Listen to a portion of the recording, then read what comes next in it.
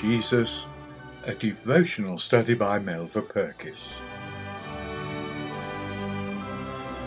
Chapter 2, Faith and Fear.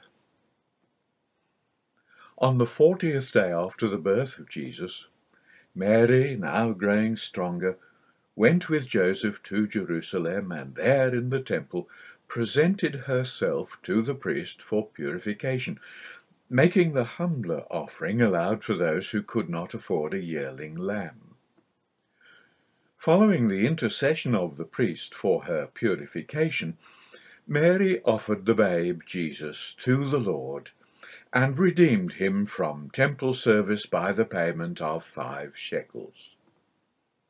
It was in this solemn and beautiful setting that Jesus was recognized and brought an ecstasy of joy to the hearts and lips of 2 who were waiting for redemption in Israel. It is a picture of rewarded devotion, which we find repeated in scriptural records of the experiences of the servants of God. Years of barrenness are forgotten in the wonder of consummation. Simeon was an upright and godly man who studied the law and the prophets.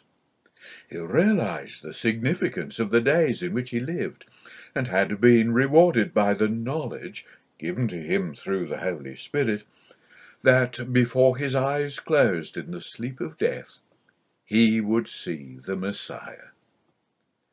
With what trembling anticipation he would make his way through the crowded streets toward the temple, impelled by the urge of the Spirit of God. There would be no doubt in his mind that God's promise was about to be fulfilled. With a deep exaltation of spirit, he lifted the helpless babe to his breast, and holding the Lord of life against his heart, he uttered memorable words. Simeon was content now to pass quietly from the scene.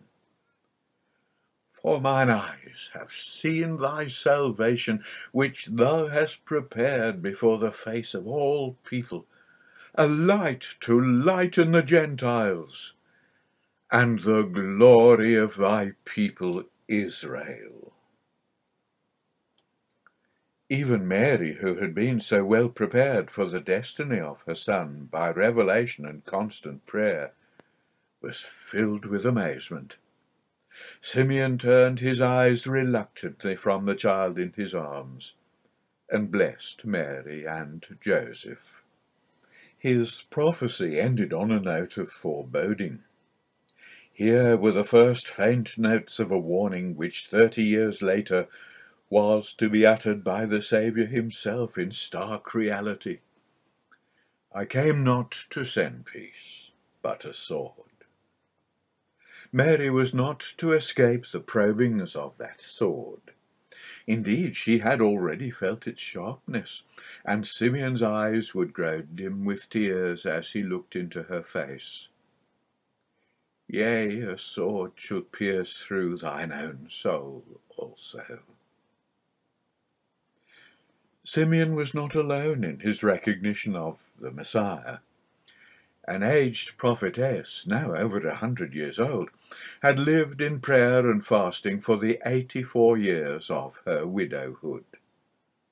It was no coincidence that she should witness the unforgettable scene and hear the announcement from the lips of Simeon. Her recognition was instantaneous. It made no demands on a faith as devoted as hers. It found expression in a prayer of deep gratitude, and then a desire to acquaint all those who looked for redemption in Jerusalem. We learn with a thrill of joy of that little band of waiting saints. However dark the national picture, we can always find a faithful remnant who fear the Lord and wait for the tokens of his hand. We read of them as the old dispensation closes amid the darkness and sorrow in which the just retribution of God had left them. Then they that feared the Lord spake often one to another, and the Lord hearkened and heard it, and a book of remembrance was written before him for them that feared the Lord, and that thought upon his name. And they shall be mine, saith the Lord of hosts, in that day when I make up my jewels. 400 years past, years of conflict, heroism, and intrigue, when the light of divine revelation shines once more on the Jewish scene. We find the remnant still there, Mary and Joseph, Zacharias and Elizabeth, Simeon and Anna, and others whose names are recorded in the book of life. In these darkening Gentile days, we can find strength and comfort in this evidence. It also conveys a subtle warning on the distinction between watching and waiting. All Israel was watching for the coming of the promised Messiah, but only a remnant was waiting for him. It is not difficult to watch the signs of the times, but only a life of devotion, a quiet submission of heart, a complete desire to sacrifice worldly ambitions and privileges, will prepare us for that true spirit of waiting, where watching is only the visible sign of the intense expectancy of the whole being. With the birth of Jesus, many ancient prophecies began to glow with life. He was probably over 12 months old when the wise Gentile philosophers sought him from distant eastern lands, acknowledged his kingship, and laid treasures at his feet. We know nothing of the origin of their long journey or the circumstances which brought them together.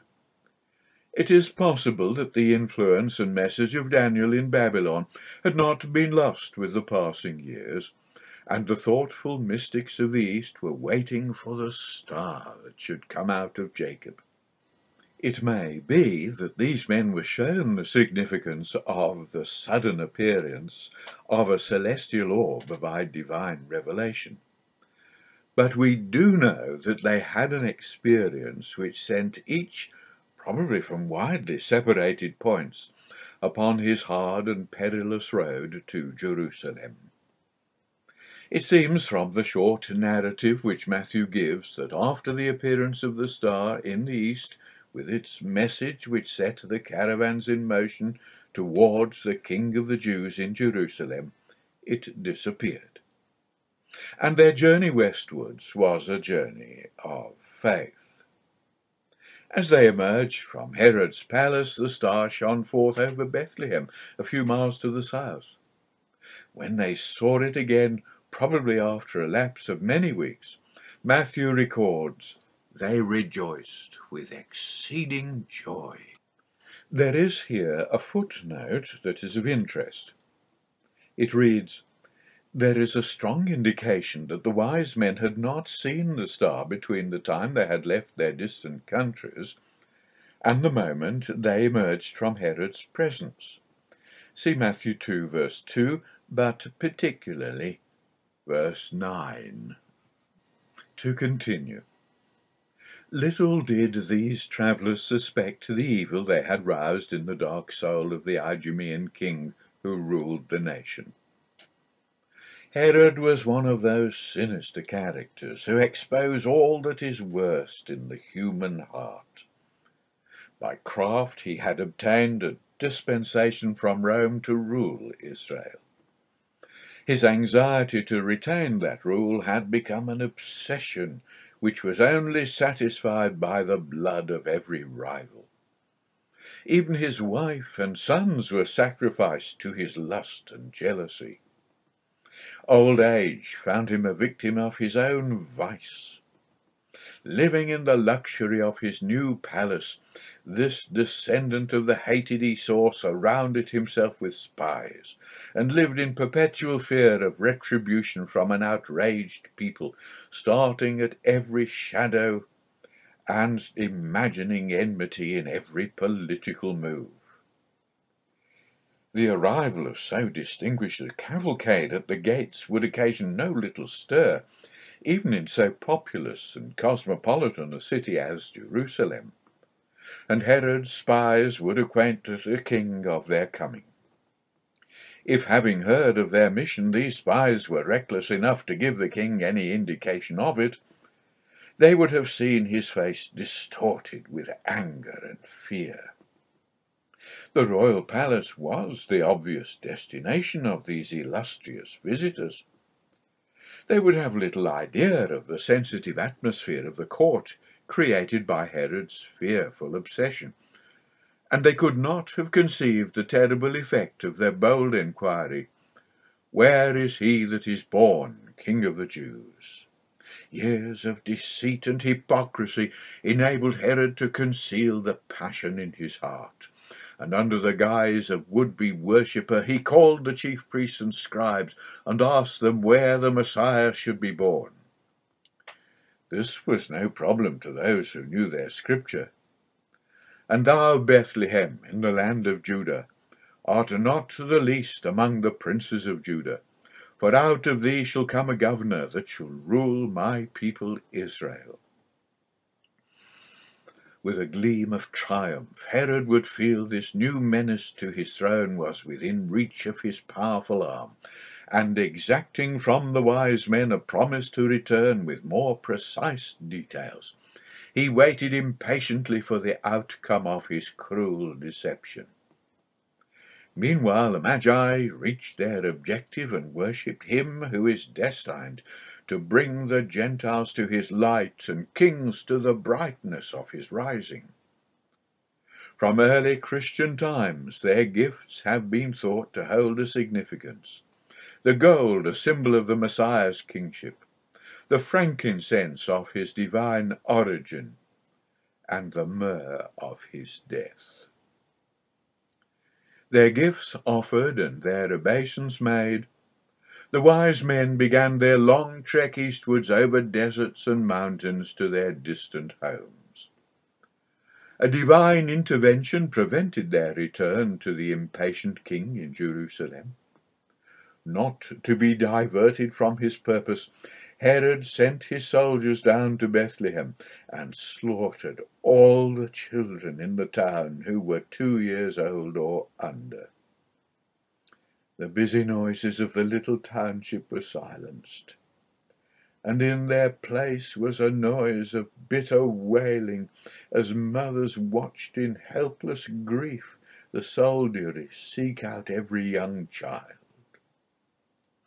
Like the great despot who 6 centuries before had ruled in Babylon, Herod had failed to learn that however powerful a man may be, whatever forces he can instantly command, he is a helpless weakling when, consciously or not, he strives against God or seeks to divert his purpose.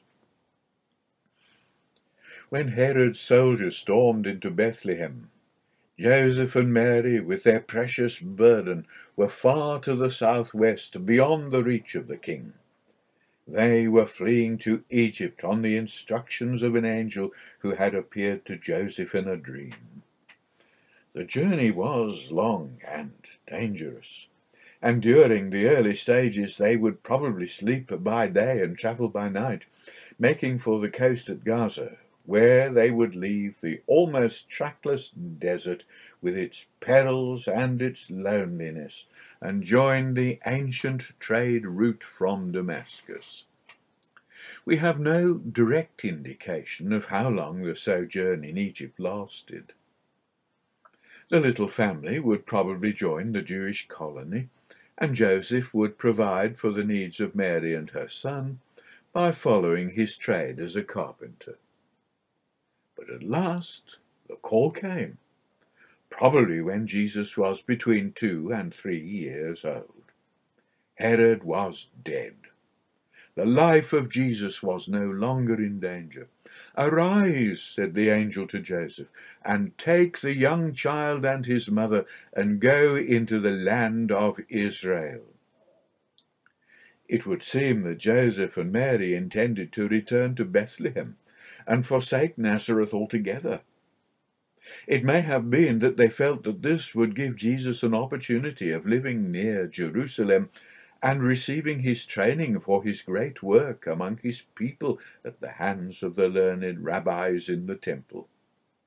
It may have been that they felt it was necessary in fulfillment of God's prophetic message through Micah that they should sacrifice a natural desire to return to Galilee and make their home in Bethlehem. But as they neared the land of Israel and heard that Archelaus, Herod's son, had succeeded him, they questioned the wisdom of their decision. Doubt and hesitancy were removed by an angelic visitation which directed their steps northward to the familiar countryside of Galilee and their old village of Nazareth.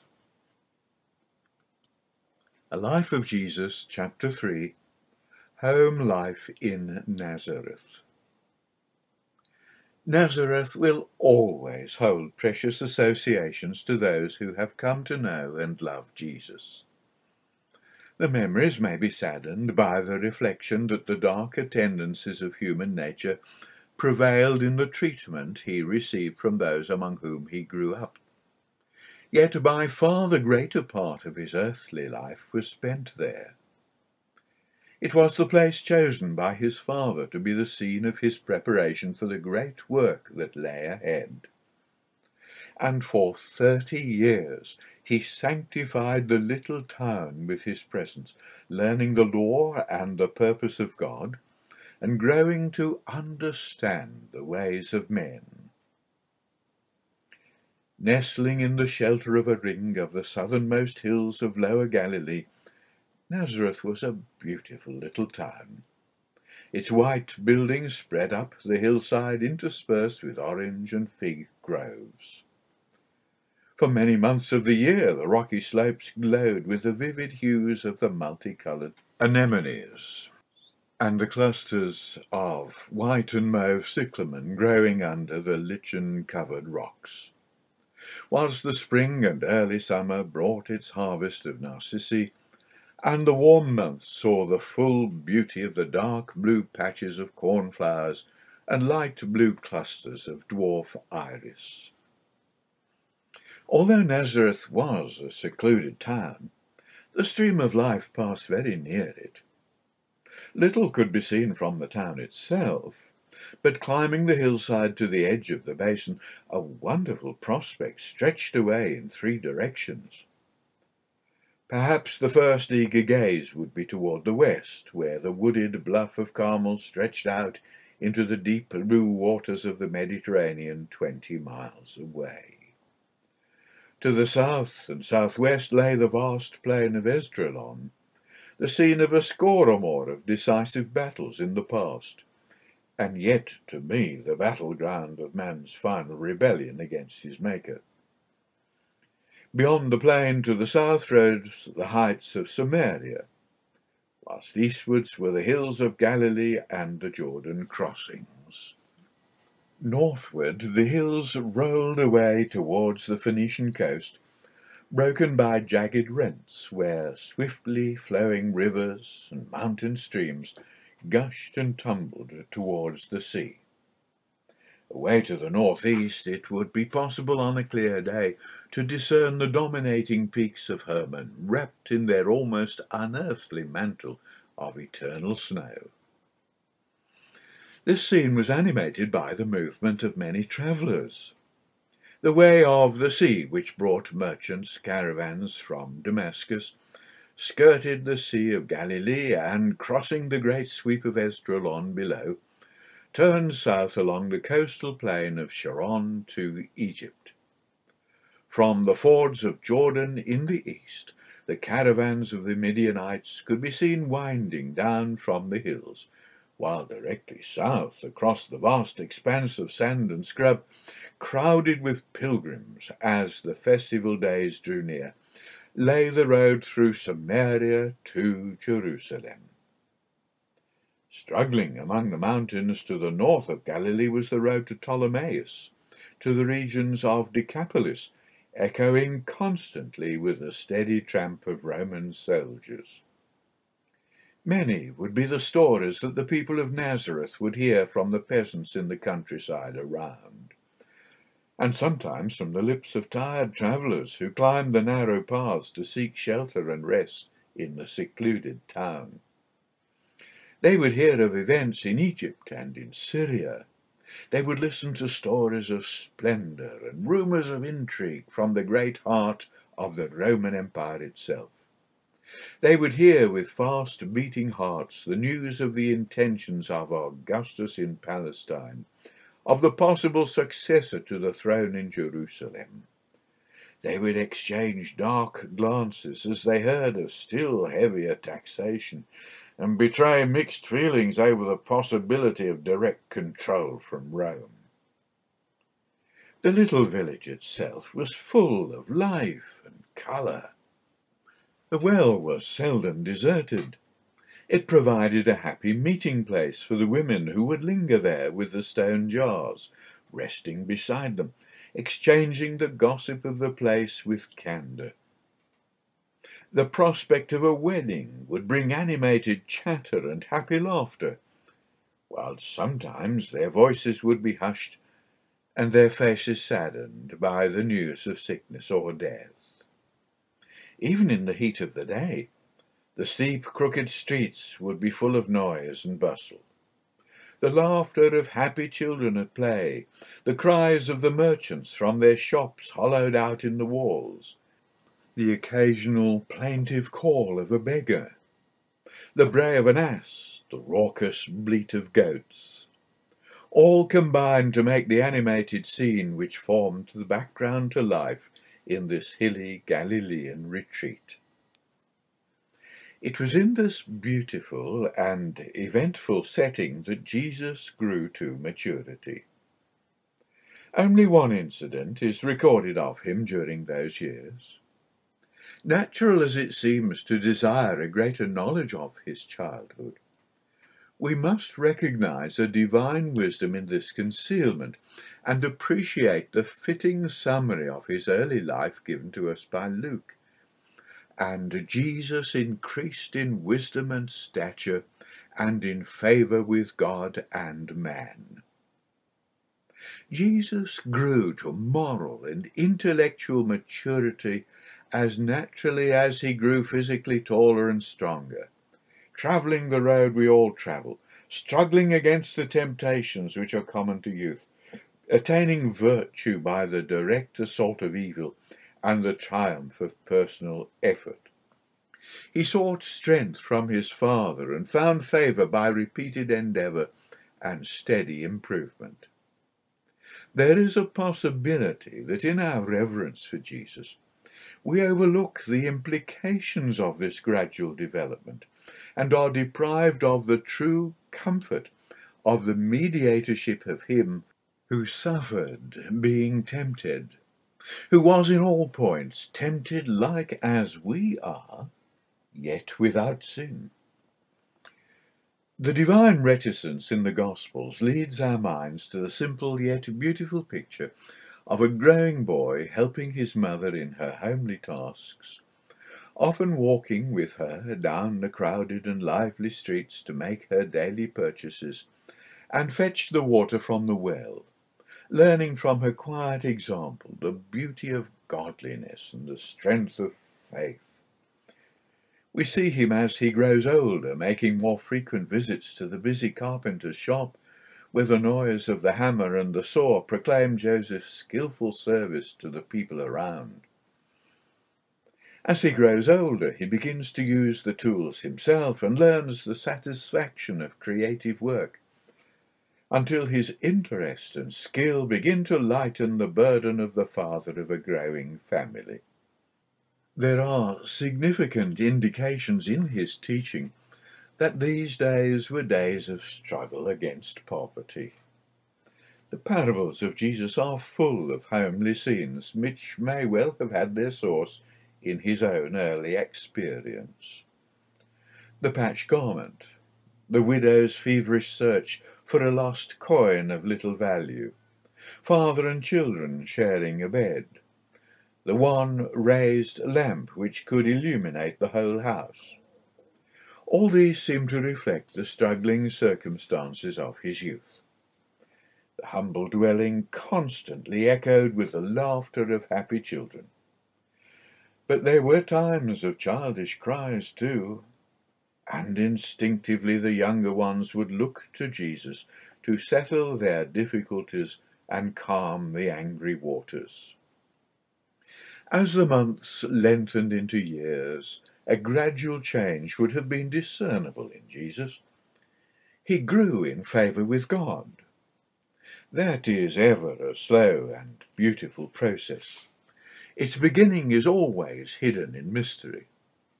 It may have been on the heights above Nazareth, when the rising sun was turning the hills over the Jordan Valley to gold, and Jesus was becoming aware of the creative power of God. It may have been in the breathless stillness of a star-filled night, when a man feels the strange loneliness of his insignificance. It may have been in the flickering light of the carpenter's shop when, the day's work done, Joseph was revealing to him some of the wonders of God's deliverance and care of his people. We do not know where that flame of consciousness was kindled. We do know it grew, and that Jesus encouraged it by so diligent a study of the law and the prophets, that when he was only 12, the most learned rabbis in the land marvelled at his acquaintance with the Scriptures. Joseph would recognize the responsibility of teaching his children the law of the Lord. It was a father's sacred trust in Israel, even after all those centuries of disobedience and travail. These words which I command thee this day shall be in thine heart, and thou shalt teach them diligently unto thy children, and shalt talk of them when thou sittest in thine house, and when thou walkest by the way, and when thou liest down, and when thou risest up. No child ever listened more carefully to the words of the law than Jesus. How long Joseph was able to continue his spiritual ministrations we do not know. His complete disappearance from the gospel page suggests his early death, and the probability that, at an early age, the responsibilities of the godly carpenter were accepted by Jesus. When he was about 6, the spiritual guidance of his home would be supplemented by the instruction of a scribe at the synagogue school at Nazareth. All the synagogues had these schools for teaching the young, but a child who did not graduate to the higher education of the house of Midrash, attached to the temple at Jerusalem, was not considered learned. And this was to be remembered against him in later years, when Jesus challenged the scribes upon their knowledge and their conduct. Amid the wonder and solitude of his Father's creation, knowledge was transformed by that strange alchemy into wisdom, and prayer turned to communion. There have been many examples of children with an outstanding ability to absorb facts. The development of Jesus went far beyond that. He meditated upon God's revelation, and often Mary would find his bed empty in those sacred days of preparation, when meditation moved towards communion, and with a growing sense of awe, Jesus began to suspect the unique significance of his life and ponder his relationship to God. Mary, too, would be conscious of the new sense of awareness in her son. There is no more penetrating discernment than a mother's love, and that discernment was increased 100-fold by the things which she had hid in her heart. Watching her son returning down the hillside, the glow of the Father's presence still reflected in the light of his eyes and in the assurance of his voice, Mary would feel again the thrill of Gabriel's approach, and hear once more his vibrant words proclaiming her son, the long-awaited Messiah of Israel. This quiet but powerful development went on as the years passed, and the child grew and waxed strong in spirit, filled with wisdom, and the grace of God was upon him. In despised Galilee, far from the glittering opulence of the Roman court, far from the rabbinical schools of Jewish learning, Jesus grew up like a tender plant and as a root out of a dry ground, preparing himself and being prepared by his Father for his manifestation, first to Israel and then to all mankind.